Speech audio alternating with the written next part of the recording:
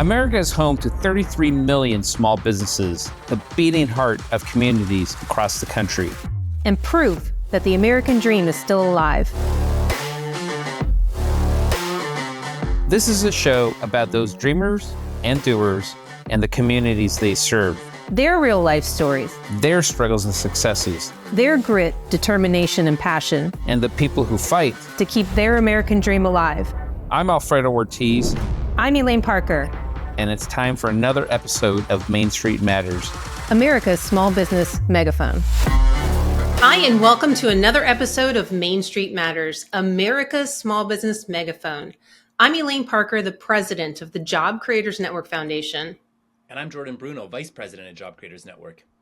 And you can subscribe to the show at salempodcastnetwork.com or wherever you get your podcast from.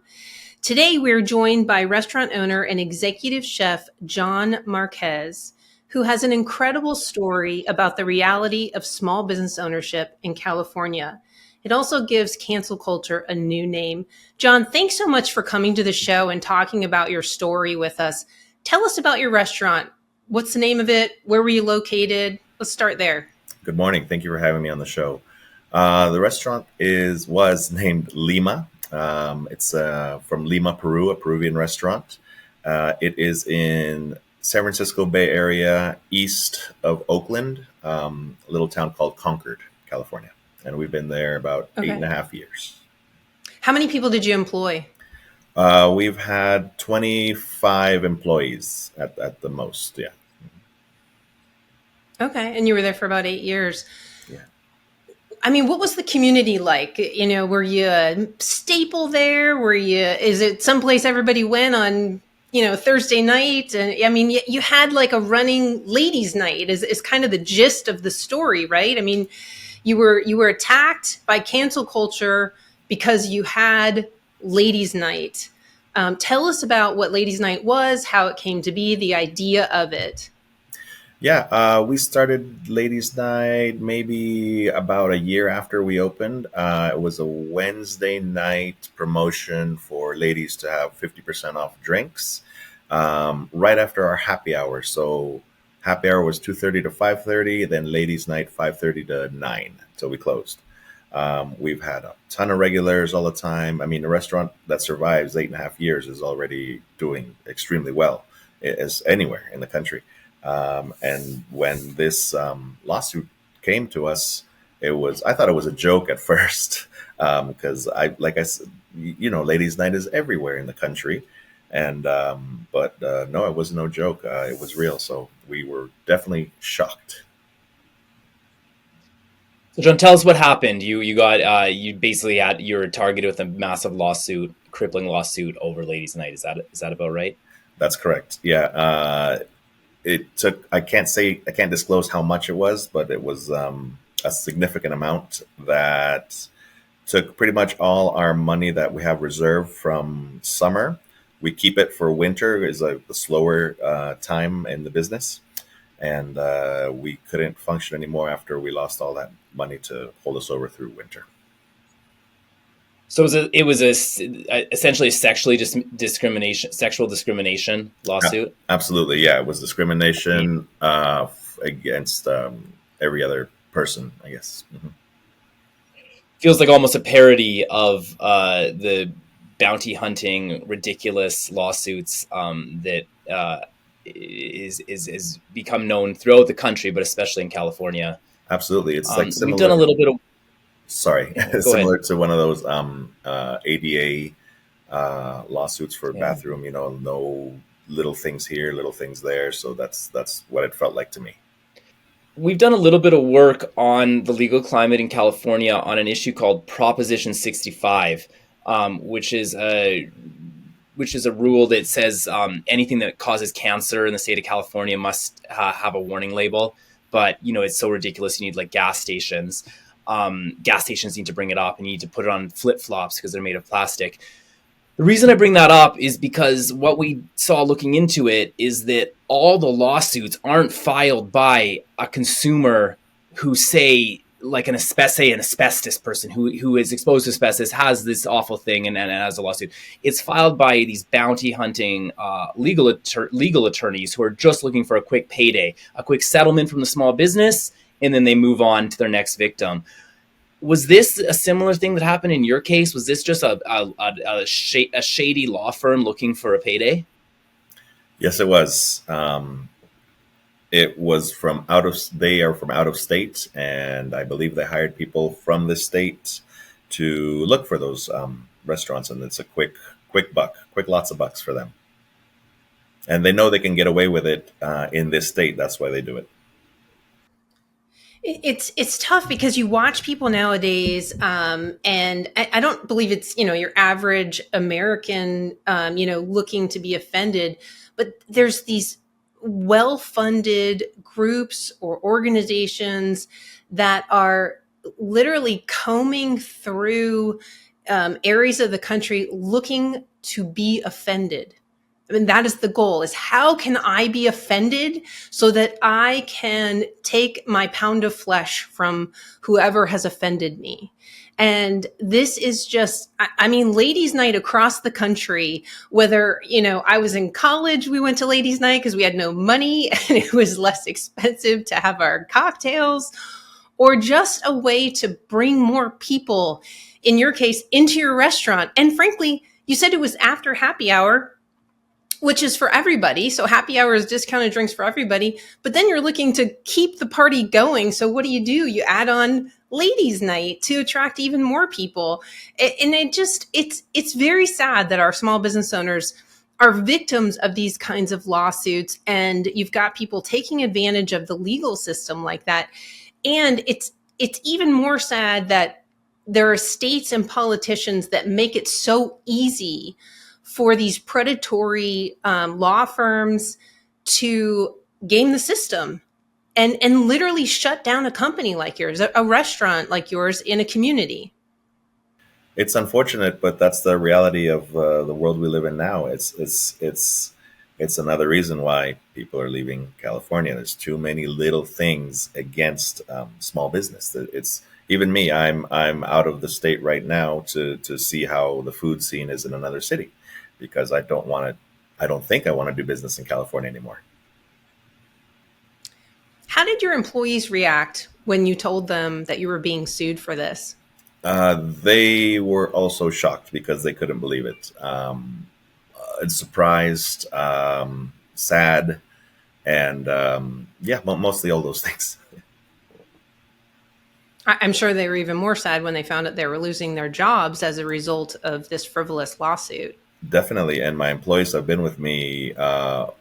Over half of them have been with me since the beginning, the 8.5 years. The newest employee I had was like 3 years, 3 years already there. So we have like a family. And so it was hard for them to accept that.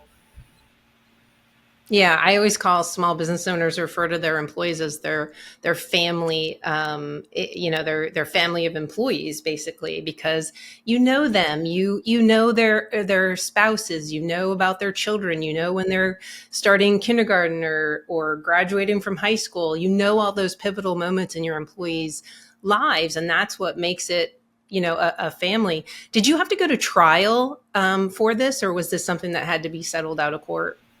It had to be settled out of court, and our lawyer recommended that it's better for these kind of lawsuits to settle instead of keep going, because it'll just cost us more in the end. Right. That's what they prey on, for sure.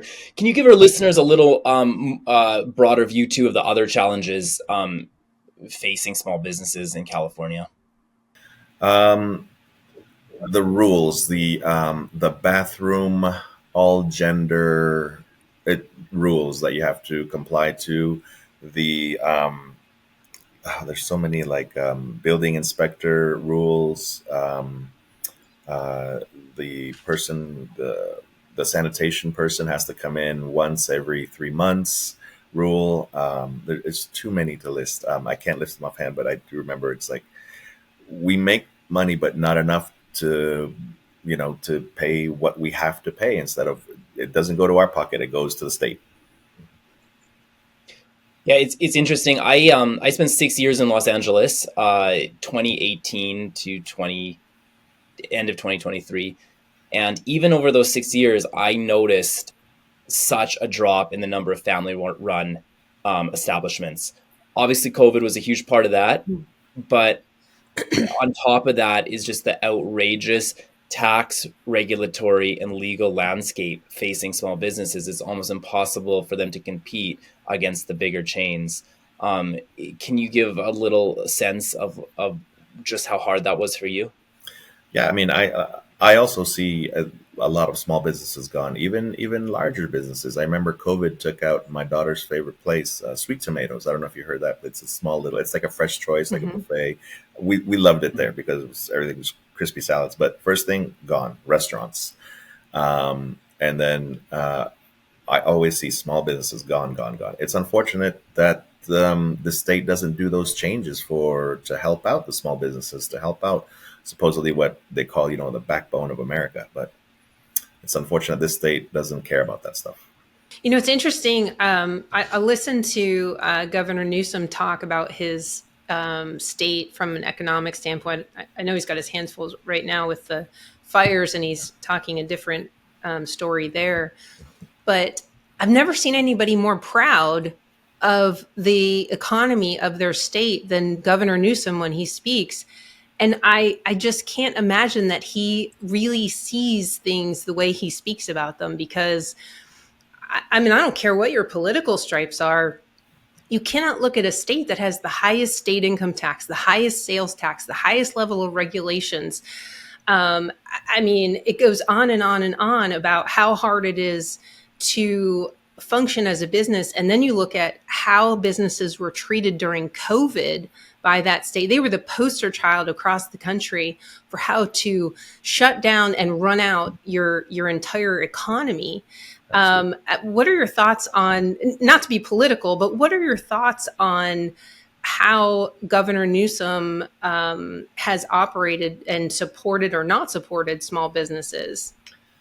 My thoughts are that guy is a two-faced liar. I remember the first thing he did was after you couldn't go out anywhere during COVID, he was at the French Laundry having a party. It's just how he runs the state is absolutely insane. I cannot see or imagine how his thoughts are on the small business owners, on the regular working people, except for his status of people. Yeah, it's completely different. Yeah, I mean, I think the state is a great example of the progressive experiment hurting ordinary folks the most. I mean, if you look at California, by far the most progressive state in the nation, has by far the highest poverty rate, the hardest for ordinary people, the hardest for middle class people even to make it. And then look at your case is very representative of the small businesses we've been talking to, just making it so difficult to exist. And I think one of the huge reasons of that, besides ideology, is that none of the politicians have ever worked in the private sector. The overwhelming majority are lawyers, ex-union officials, or just career politicians. What do you think? What do you think of getting some more politicians who actually have that Main Street experience? I don't know. I don't know if it's going to happen here in this state. It's all controlled, I believe. It's all a buddy of a buddy knows somebody. It's bring them in. It's too controlled, I think. So I don't think it's going to come to like regular, normal people voting for what they want in this state, because it's just too manipulated, I think.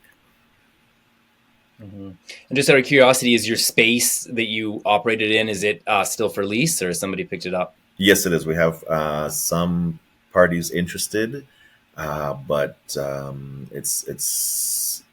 it's a little hard to communicate with the landlord because they are all over this. They manage so many things in the state that we're just like a little drop in the bucket for them. So it's hard for us to communicate with them. What's your advice for other small businesses who are facing frivolous lawsuits, and how to navigate that? Be careful.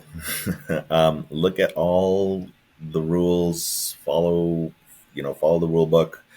You never know what's gonna get you. Like even an employee forgot to give me the paperwork because they cut a little bit of their finger. They went to get stitches and they forgot to give me paperwork, and then now I owe a lot of more money over there. So it's these little tiny things you got to be very, very careful about in California, and especially small business owners where profit margins are already razor thin, and any other medium to small to medium thing will take out a lot more money that you have. Do you recommend restaurant owners like yourself, for lack of a better term, organizing? I don't mean becoming a union of yourselves, but organizing so that you can, there's strength in numbers. So in what happened to you, if you had a group of restaurateurs behind you and fighting back. So that's what I mean by organizing, is coming into a community, bringing your fellow restaurateurs together and creating something to help push back on, this government overreach, the frivolous lawsuits and the policies that really hurt your businesses and your employees and overall your communities. Absolutely. Something should happen, that a coalition or something to override these dumb, for lack of a better term, dumb ideas, dumb laws that do not help us at all. It's what makes us want to leave again. Mm-hmm. Yeah. Well, we do those kinds of things. Job Creators Network. We've worked with small business owners on federal tax legislation and regulatory overreach. We even took on the Biden administration on the illegal student loan bailout. We went all the way to the Supreme Court with that. So whether it's reaching out to your community locally, looking for groups to represent your interests, or on the national level like we do, I would highly recommend when you start your next business, because I can see that you're an entrepreneur at heart and that's where you want to be, that you align yourself with an organization that can represent your interests, that can, when you have a story like this to tell, that can magnify those efforts, because shining a light on it with media, with public attention and getting the public involved is the greatest way to scare and fight off these threats to your business.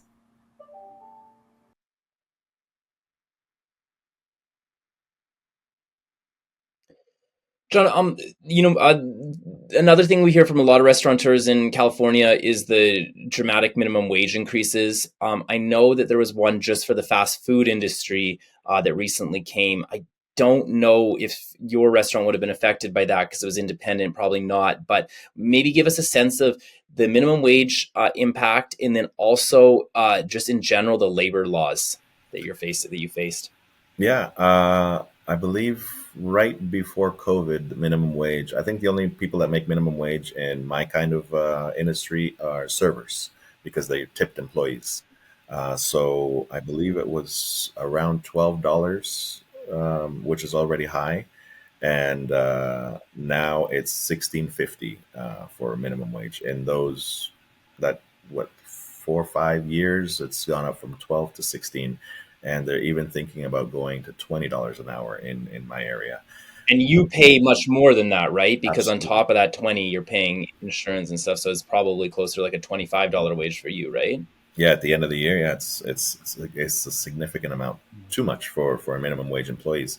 Other parts of the country pay $7 an hour, something like that, for tipped employees. But the laws, like you said, the taxes on tips, all that stuff comes back to the owner. We have to pay much more for that in this state.